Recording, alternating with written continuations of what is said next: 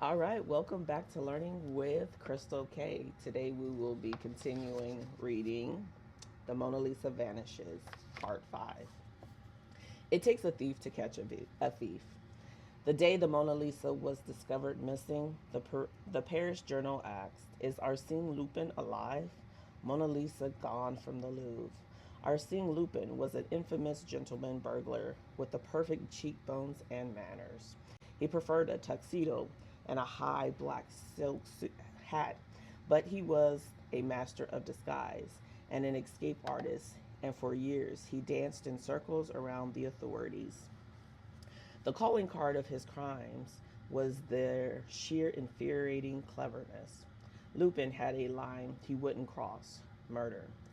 Fatomas, on the other hand, would cross every line. He was a ruthless criminal, a holy terror, not a gentleman, and his name alone paralyzed the police. A single murderous, bone chilling word: Fatomas. It was a terrifying time, or it would have been if Lupin and Fatomas had been real. They weren't. They were characters in stories. They only existed on paper, but to many Parisians, Lupin and Fatomas seemed as alive as anyone on the street. Each new installment in their adventures sold as fast as it was printed. The public couldn't get enough. In England, readers wanted detectives like Sherlock Holmes. In France, readers took the side of thieves. Lupin and Fatomas were to were so seemingly real that the line between fact and fiction became blurred. Maybe the Mona Lisa thief had been inspired by Arsène Lupin, or maybe the thief was Arsène Lupin. The confusion between what was real and what was imaginary shadowed the Mona Lisa investigation. But such mix ups had started over a century before with a different master of disguise. His story was true. It was too strange to be anything but true.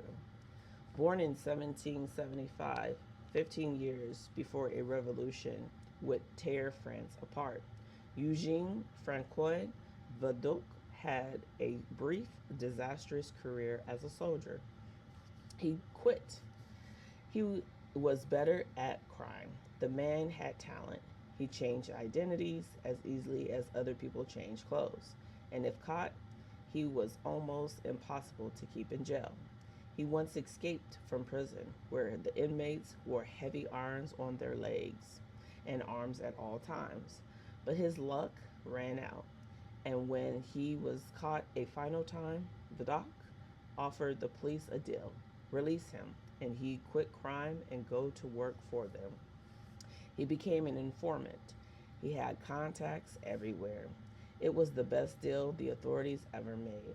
Vidocq's scheme worked so well he convinced the Paris police to make him the head of a new undercover unit. For the first time, the police wouldn't look like police.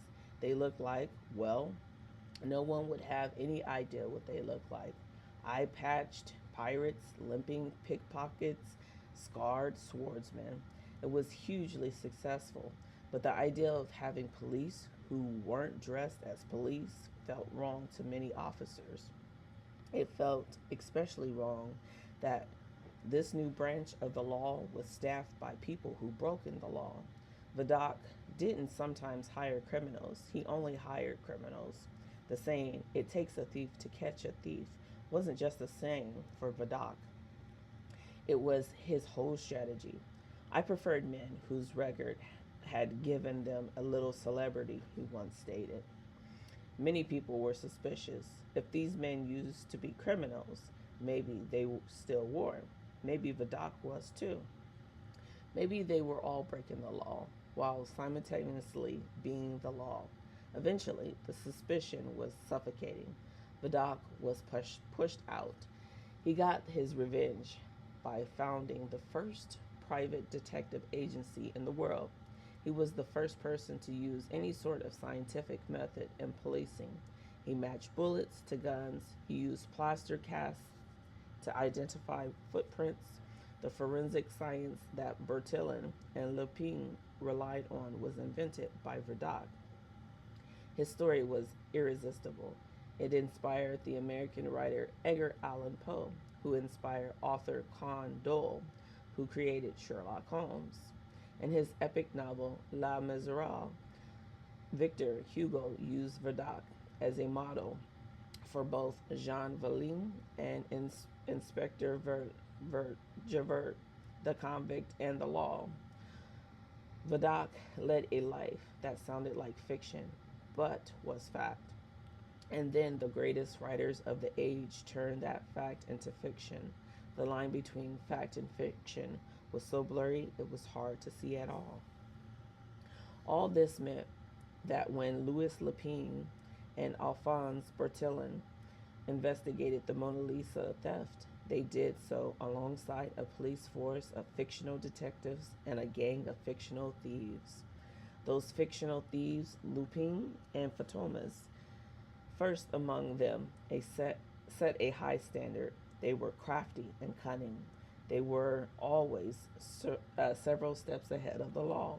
Actual detectives like Lepine and Bertillon began to expect this sort of ingenuity from actual thieves, especially in the so-called superior, refined class of crimes. Such thieves were noble adversaries. Any fool could solve a simple crime. The thinking went, but it would take a brilliant crime for a brilliant detective to truly show his worth. A vivid example, the strangest jewel heist in history, the year before the Mona Lisa disappeared. The crime itself was ordinary. Precious jewels had been stolen from a wealthy homes in Lyon, France. But instead of the dark of night, the burglaries occurred in the middle of the day. Even more perplexing, only a single item of jewelry had been taken each time. Countless jewels were left behind. In each case, the thief had snuck in through a window on a high floor, but how? In broad daylight. The detective assigned to the case was Edmund Lockhart, an early criminologist. Lockhart's motto was, "Every contact leaves a trace." Lockhart believed in brand new method of identification, fingerprinting. He even burned his own finger pads to see if his fingerprints would change. They didn't. Investigating the burglaries, Lockhart found prints, but they didn't look like any prints he'd seen before. A lesser detective would have thought they were lousy prints. A lesser detective would have moved on to a case that made more sense. Instead, Edmund Lockhart asked all Lyon organ grinders, street performers who played a sort of portable organ to report to the police station. Also, he added they should bring their monkeys. Organ grinders often performed alongside a captive monkey who did tricks and collected money. Lockhart didn't fingerprint the organ grinders. He fingerprinted the monkeys. He found an exact match. The monkey went to the zoo. The owner went to prison.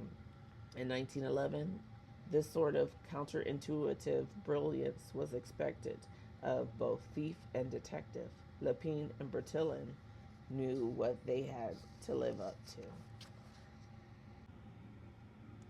A break in the case. The thousands of leads the police had received about the Mona Lisa were all false. They led nowhere. But in the days after the theft, Alphonse Bertillon and Louis Lepine had managed to extract a couple of clues from the Louvre itself. The first was the frame. Remember the Mona Lisa's antique frame abandoned in the stairwell. Now ignore the frame. Focus on the glass. The controversial reflective pane.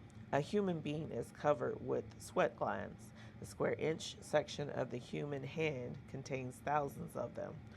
These glands cool the body and lubricate the skin. When sweat passes through the skin, it leaves a precise record of whose body it passes through. On the morning of Monday, August 21st, everyone in Paris was sweating. When the Mona Lisa thief put down the frame in the stairwell, he left the pattern of his sweat behind. Like a magical mirror in a fairy tale, The glass would reflect the last person who held it. The glass would solve the crime it had witnessed. The paint was hard and smooth, the perfect surface for a fingerprint, and Bertillon was extremely good at lifting prints. Once the frame was found, he knelt down beside it, holding with a white handkerchief to protect it from his own fingerprints. With his other hand, he held a magnifying glass and slowly, methodically passed it over every last inch of the frame and glass. The magnifying glass stopped halfway down the left side. There it was, a single moment in time and sweat, perfectly preserved. Bertillon was only partly done. He took out a camel hair brush, an exquisitely delicate tool, and brushed granite powder over the glass. Now he had a permanent record of a highly specific whorls and ridges. It was from a thumb, it turned out, and no other thumbprint would look just like it.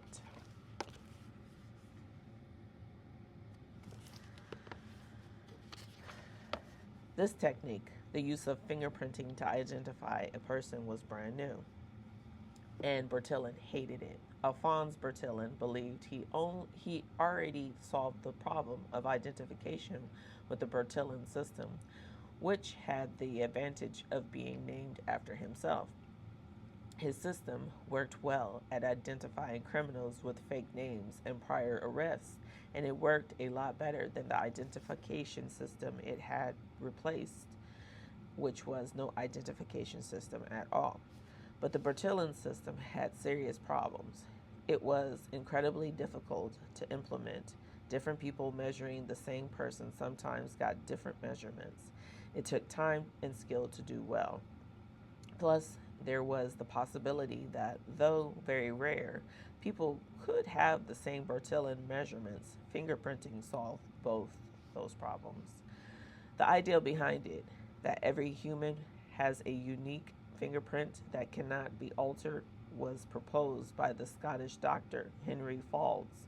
For decades, Faulds tried and failed to convince anyone, that he discovered a new system of identification. He was ignored for years, until finally his ideas were stolen from him by Francis Galton, Charles Darwin's cousin. Then he was ignored again. For almost a century, the inventor of a way to identify people was never properly identified. When Bertillon knelt down to lift a print off the frame of the Mona Lisa, his measurement method was being used across the world. But fingerprinting was on the rise, and it was beginning to displace the Bertillon system. Only a few years before, a British murder case had been solved on the basis of nothing but fingerprints. Bertillon had made detective work aspire to scientific standards. His own work, was supposed to be detached and rigorous, but Bertillon was changing. He'd always been stubborn, that was clear from the Dreyfus affair, but now he was becoming a caricature of himself. He believed in his system, not these new fangled fingerprints. Nevertheless, he agreed to add fingerprints to his Bertillon cards. The problem was the cards were still organized according to the measurements of the Bertillon system. In England, it was already possible to search by fingerprints. A complex system of classification meant that a new fingerprint could be compared to similar fingerprints on file in minutes. In Paris, because of Bertillon's fingerprints were unsearchable, the only way to match a fingerprint was to get lucky, and since there were almost 1 million entries in Bertillon's files, a detective would have to get very lucky. But the fingerprints on the glass pane could still be useful. If Bertillon suspected someone, he could take their fingerprints and see if they matched. He couldn't fingerprint all of Paris, though. He'd have to narrow it down, which was why the other clue was so important. And the week after the theft, while the Louvre was closed, Bertillon arranged for another painting to be put in the Mona Lisa's place. This painting would be attached to the wall in the exact same way, same frame, same glass, same hooks. Then it would be stolen. Bertillon staged a fake heist, a recreation of the original theft. His first set of thieves knew nothing about the Louvre, and they struggled to get the painting off the wall. They succeeded after an agonizing amount of time, 5 minutes. The Louvre was poorly guarded, and it was especially poorly guarded on a Monday morning at the height of August. But 5 minutes was a long time to spend prying a painting off a wall in any museum.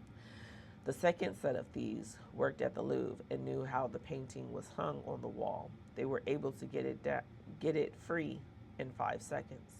5 seconds. The conclusion was obvious. It was an inside job. Everything that is possible to do, in which Leonardo skips town and fails to sculpt an enormous horse. Florence, 1481.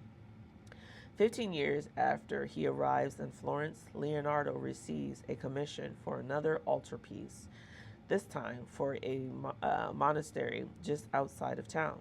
He's already famous for walking away from his work, so the contract required Leonardo to finish the painting or get nothing.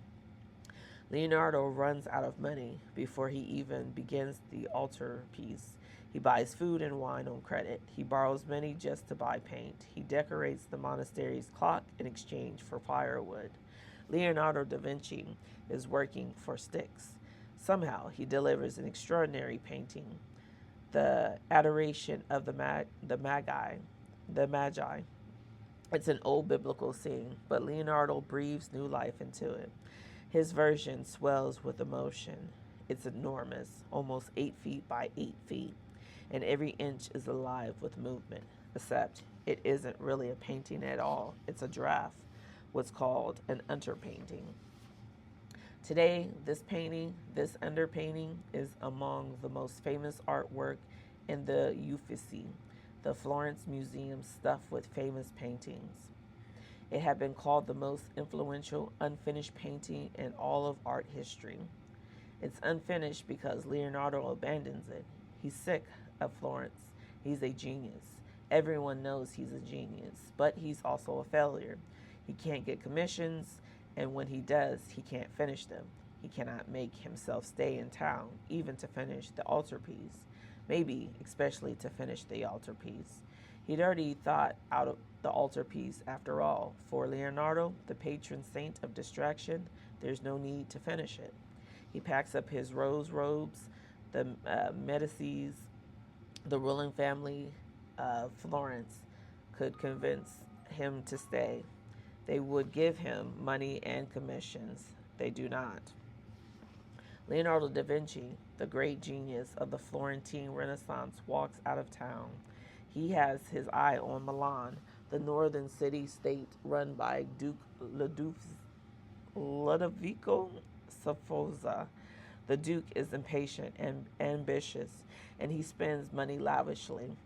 He's collecting a court around him and Milan's Renaissance. Leonardo writes the Duke a letter asking to serve the court. The letter is a request for patronage, a sort of job application in it. Leonardo lays out his resume. He makes it all up, knowing that the Duke will welcome military expertise. Leonardo says that he's an engineer who can dig underground tunnels. He isn't. He says that he can destroy any fortress, even fortresses founded on solid rock. He can't. He says he can construct cannons, catapults, and other machines of war. He hasn't. He says he can do the same for wars at sea. He hasn't done either. He says he can make an armored vehicle to attack enemies. Did he say armored vehicles? In short, Leonardo concludes modestly, I can contrive an infinite variety of machines for attack or defense. An infinite variety. Now Leonardo is Leonardo.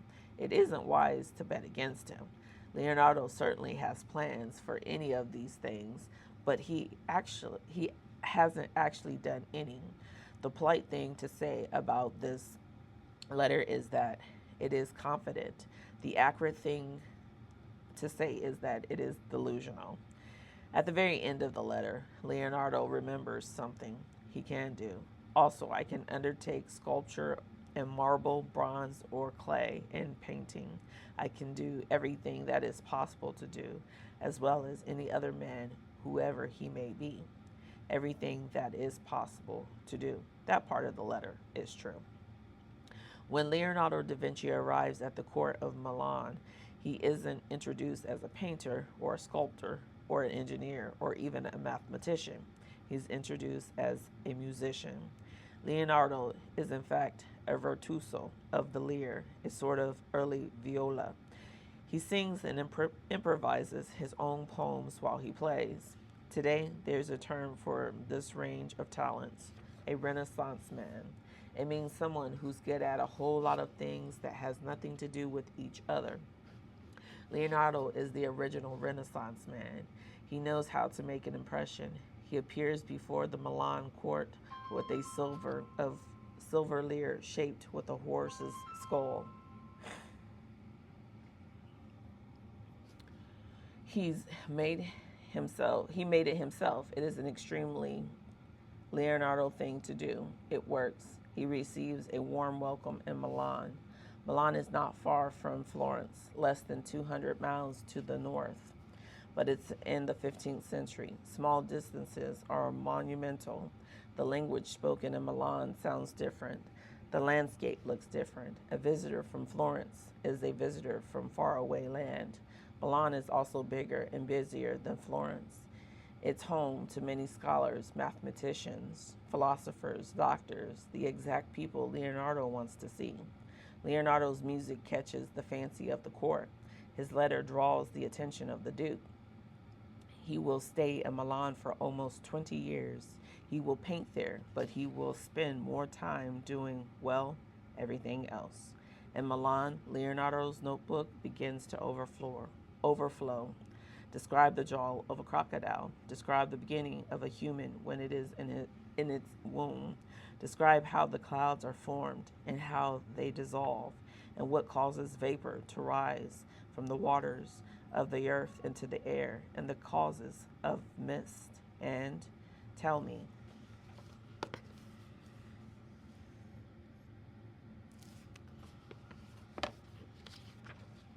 Leonardo doesn't think the way the people around him do. He starts with the world. He observes what's around him. Then he reasons. He finds a theory that explains his observations. Finally, he tests his theory. Most people at the time work in the opposite direction. They don't start with the world. They start with the theory. For many people in the Renaissance, what makes something true is whether it makes sense abstractly. They believe you get to know the world by separating yourself from the world.